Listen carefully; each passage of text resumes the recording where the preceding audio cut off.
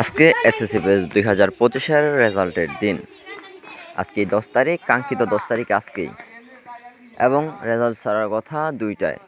যদিও 2টার আগেই রেজাল্টটা ছাড়বে, আপনারা দেখে নেবেন এবং কিভাবে দেখবেন সকল প্রসেসিং আমি দেখিয়ে দেবো আপনাদেরকে। এবং এর মাঝখানে আপনি আমার ইউটিউব চ্যানেলটাকে সাবস্ক্রাইব করে দিলে আমি অনেক খুশি হতাম। তো চলুন দেখিয়ে দিই।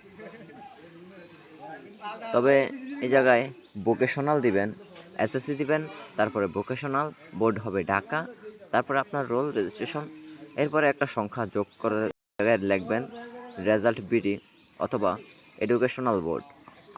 লেখার পরে আপনারা আপনাদের কাঙ্ক্ষিত ওয়েবসাইটটি পেয়ে যাবেন। প্রথম যে ওয়েবসাইটটি আছে এটাতে ঢুকবেন,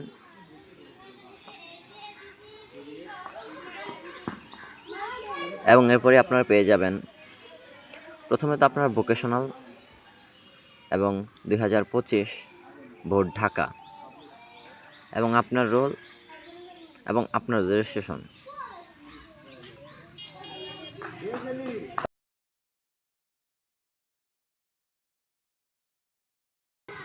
এরপরে সাবমিট করে দিবেন এবং আপনার কাঙ্ক্ষিত ফলটি আপনি পেয়ে যাবেন।